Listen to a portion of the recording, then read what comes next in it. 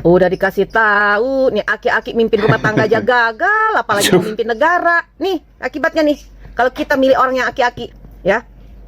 Dia bilang, di kampung-kampung kan orang-orang kampung belanja kan nggak pakai dolar. Ya emang dari dulu, dari zaman dulu. Orang juga tahu kali. Iya, betul. Di kampung itu semua belanja pakai rupiah, nggak pakai dolar. Di kota nih, juga. Ucapan itu keluar dari seorang pemimpin yang tidak bertanggung jawab. Ush. Terus lo pikir sayuran dari desa ke kota diangkut pakai gerobak sapi?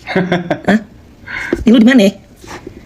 Kalau barang yang diangkut aja pakai mobil udah namanya bensin naik, otomatis harga naik. Iya, betul. Ini jalan nggak? Renyah banget tuh ketawa. Hehehe, yang pusing yang sering keluar negeri. Lo sama kroni-kroni lo yang sering keluar negeri. Enak banget kau bacot tentang kredit rakyat. Kalau nggak mau diluguein, pakai otak dikit kalau ngomong. Ngomongnya kagak begini nih. Desa ini kagak pakai dolar. Desa ini kagak pakai dolar. Gini kagak gini. Gini. Nah, nggak begitu Pak. Oke, cocok gak gue jadi presiden? Cocok. Kalian semua yang ada di belakang presiden harus tanggung jawab. Kenapa memang? Kenapa presiden dikasih mikrofon? Coba lihat jadinya. Rupiah begini, dolar begini, orang rakyat di desa nggak pakai dolar kok, ya kan? Aduh, kacau ini kacau. Kacau, memang. Kacau. Untuk Bapak Presiden yang dihormati Bahlil, tolong jangan kebanyakan pidato.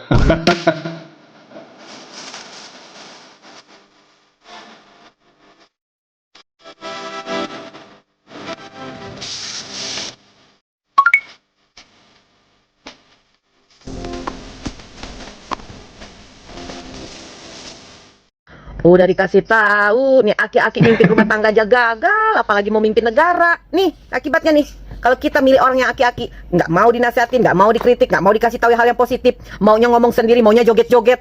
Dia nggak peduli negaranya mau jadi apa, dia nggak peduli kondisi rakyat.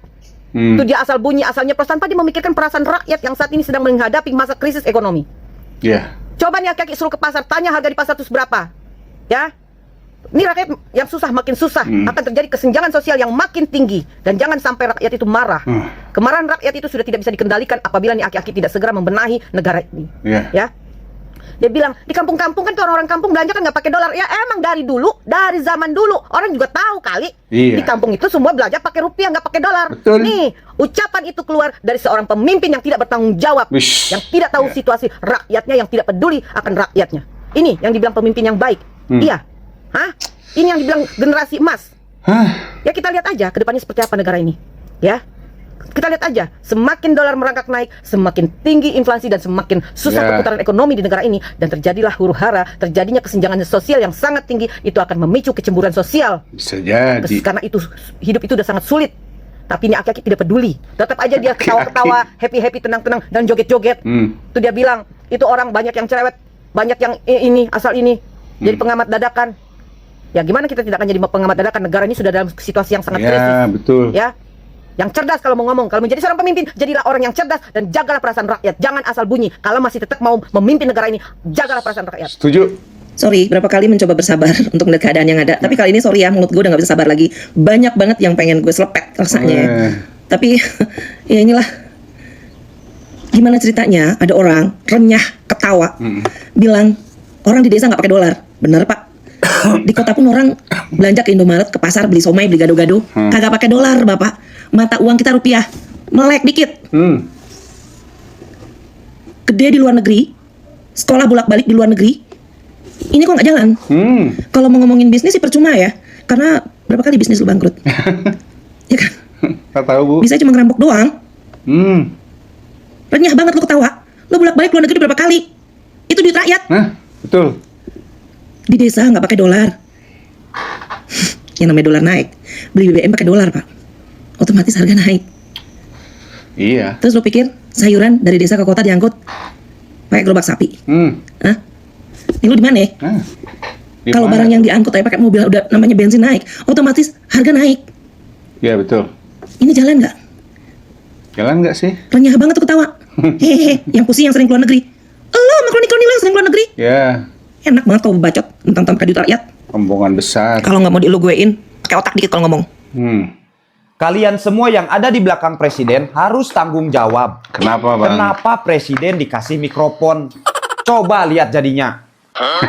Rupiah begini, dolar begini, orang rakyat di desa nggak pakai dolar kok, ya kan? Aduh, kacau ini kacau. Iya. Untuk Bapak Presiden yang dihormati Bahlil, tolong jangan kebanyakan pidato. Pusing saya dengernya. Sama, saya juga. Udah paling bener Bapak jauhi panggung, jauhi mikrofon, lalu dekati rakyat. Nah. Anjay. Anjay. Bapak bilang orang desa nggak pakai dolar. Jangankan orang desa, Pak, orang kota pun kagak. Tapi kalau dolar naik, orang desa juga kena dampaknya. Mau goreng tempe saja pusing, susah. Karena harga minyak naik, harga tempenya juga naik. Karena itu tempe pakai kedelai impor, bukan pakai biji semangka. Masa gitu aja harus dikasih tahu? Iya. Rusak. Pak Prabowo, besok-besok kalau dikasih skrip buat pidato, dibaca lagi, jangan asbun ya Pak ya. Jangan asbun. Seharusnya Bapak ngomong kayak begini nih. Mohon maaf untuk seluruh rakyat Indonesia. Sekarang dolar naik dan rupiah nilainya melemah. Mohon untuk bersabar dan bantu kami untuk menyelesaikan masalah ini. Kami akan mencoba berusaha untuk menekan harga dolar agar nilai rupiah mulai menguat terhadap dolar. Dan juga supaya agar tetap harga-harga kebutuhan pokok BBM tetap stabil dan daya beli masyarakat di Indonesia tidak menurun serta tidak terjadi inflasi. Jadi mohon maaf, tolong bersabar, dalam waktu dekat ini akan kami usahakan nilai rupiah membaik. Akan kami cari langkah-langkahnya untuk mengatasi masalah ini. Mohon maaf yang sebesar-besarnya. Gitu. Udah Pak, begitu aja Pak. Itu kan enak kalau kayak begitu Pak. Kagak ngomongnya kagak begini nih. Desa ini kagak pakai dolar. Desa ini kagak pakai dolar. Gini kagak gini. Nah, nggak begitu Pak. Oke, cocok gak gue jadi presiden? Cocok. Dolar begini, dolar begitu, rupiah begini, rupiah begitu. Rakyat di desa tuh nggak ada yang pakai dolar kok, guys. Bener kok kata Pak Prabowo, orang di desa emang nggak ada yang pakai dolar. Di kota aja nggak ada yang pakai dolar. Kita kalau belanja di warung, di Indomaret, di mana-mana nggak ada yang pakai dolar. Iya. Bener dia. Betul. Bismillah komisaris. Aduh, sekelas kepala negara harusnya sih nggak bikin statement kayak gitu ya. Kemarin dia bilang IHSG anjlok, orang desa nggak ada yang main saham. Sekarang dolar makin naik, rupiah melemah. Udah mau 18.000, dibilang orang desa nggak ada yang pakai dolar. Ya emang orang di desa, di kota nggak ada yang pakai dolar. Tapi karena dolar naik, rupiah melemah, itu apa-apa jadi mahal, Pak. Bapak nggak tahu kan, sekarang minyak goreng itu 2 liter nih, sekarang harganya nggak ada yang di bawah 40.000. Gula juga kita masih impor. Kedelai tuh orang desa kan juga makan tahu tempe gitu. Itu semua kan impor. Pakai bayarnya di sana pakai dolar. Jadi karena belinya pakai dolar, apa-apa jadi makin mahal. Ini basic knowledge kayak gini tuh nggak pernah belajar apa gimana? Terus apa lagi? Orang-orang di desa, petani beli pupuk. Pupuk kan impor, sebagian besar impor. Ini makin mahal, nanti petani makin nggak bisa beli, makin susah. Ini aja sekarang harga barang-barang udah naik. Kalau misalnya makin melemah rupiah, bisa-bisa naik lagi. Iya. Yang dirugiin siapa ya? Rakyat. Jujur gue malu sih sekelas presiden bikin statement kayak gitu. Semoga teman-teman Bapak nggak ada yang denger ya, teman-teman Bapak yang dari 28 negara yang Bapak kunjungi selama 1,5 tahun Bapak menjabat, semoga mereka nggak denger sih, karena malu, jujur. Orang di desa emang nggak transaksi pakai dolar, tapi justru yang nggak pakai dolar, dia yang paling kena dampaknya. Kalau dolar naik, yang mahal itu bukan cuma barang-barang mewah atau barang-barang yang ada di kota. Beras, pupuk, BBM, sampai biaya hidup harian pun ikut terdorong naik, guys. Emang dikira orang-orang yang di desa itu hidupnya di planet lain, terus ekonominya tuh beda sama yang di kota. Dolar naik itu bukan urusan elit di kota-kota gede doang, guys. Karena yang paling duluan kena biasanya adalah rakyat yang ada di bawah, termasuk di desa. Mau dolar berapa ribu kek, kan kalian di desa-desa nggak pakai dolar. Orang desa nggak pakai dolar, kata Pak Prabowo. Bang Hensat. Luar biasa, nasionalis banget. Tapi apa kata ekonom? Prof. Ferry atau itu? Silakan Pak Ferry. Salah Pak, kalau dolar naik Pak, semua orang kena Pak. Bukan cuma orang desa aja ya Pak, ya, orang hutan juga kena Pak. Bapak ingat, impor BBM itu bayar pakai apa Pak? Kalau bukan dolar. Kalau dolar naik, apalagi harga minyak naik, semua orang kena Pak. Dolar naik, ya. Harga minyak naik. Emang produksi nggak pakai minyak Pak? itu akan dipastru ke harga konsumen akhir, ya. Sampai sekarang minyak goreng aja Pak, ya, itu udah naik 25% loh. Yang harga 36.000 udah 45.000. Itu akibat dolar naik dan harga minyak naik. Kita membayar minyak yang kita impor itu dalam dolar Pak, ya. Dan apakah memang itu orang desa nggak pakai minyak goreng? Kan pakai minyak goreng Pak. Di mana-mana orang pakai minyak goreng. Belum lagi Pak, gula yang kita masih impor. Ya, belum lagi Pak, ya, yang namanya kacang kedelai untuk tahu tempe yang makanan orang kampung, orang desa. Itu kalau kita impor, kita bayar dalam dolar Pak. Ya. Ya, belum lagi jagung, belum lagi beras kalau kita masih impor. Itu kan semua dalam dolar Pak. Jadi Bapak salah kalau Bapak bilang orang kampung, orang desa tidak megang dolar atau nggak berpengaruh pada mereka.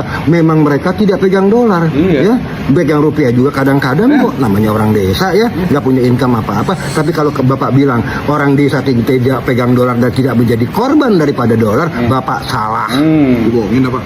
Bapak dibohongin oleh orang-orang Bapak. Bisa aja. Sabar ya Prof. Yaudah deh. Assalamualaikum. Salam. Wah, Prabowo. Woi. Lama-lama aku KO di atas ring kamu loh. Gemes aku. Apa sih prestasimu, Wo? Saat ini rupiah benar-benar terpuruk. Nilai tukarnya itu 17.500 untuk $1. Bahkan rupiah itu ada di 5 negara terbawah, terendah nilai tukarnya, yaitu Iran, Vietnam, Laos, dan Lebanon.